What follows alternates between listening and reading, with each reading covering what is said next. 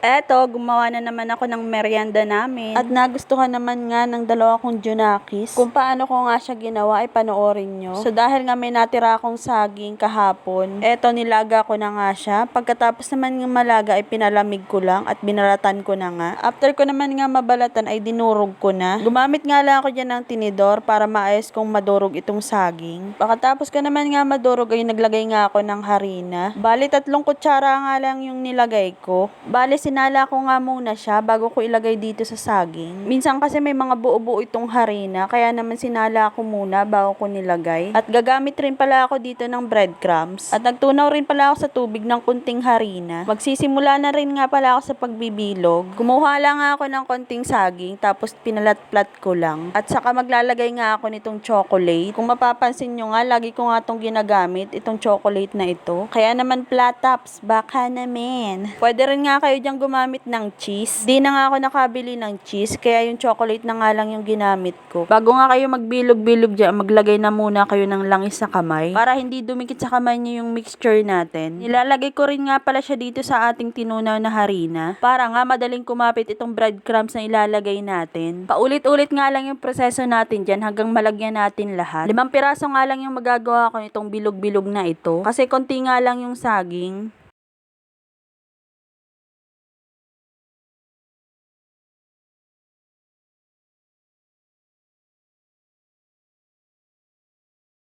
Gumawa rin nga pala ako dyan ng pahabang hugis para naman maiba. Parehas nga lang yung proseso sa una kong ginawa. Ang pinagkaiba nga lang nito ay pahaba ito.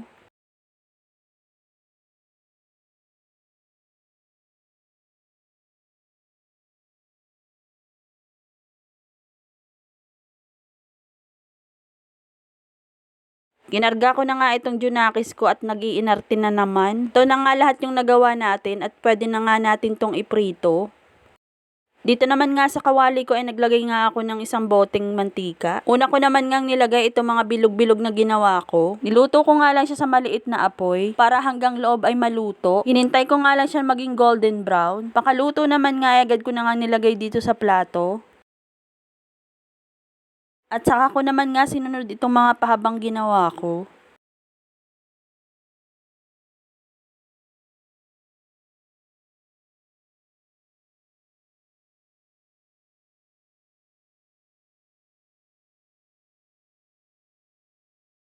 Siyempre, una ko nga pinatikim ito si Sakari. Ang dami pa nga sinasabi at nagustuhan rin naman niya. At ito naman si Shabaya na hindi papahuli basta pagkain. Nakakatuwa nga itong batang ito kahit ano na lang kinakain. Siyempre, ako pa ba? Hindi rin papahuli sa tikiman at kainan. Yun lang, salamat sa panonood.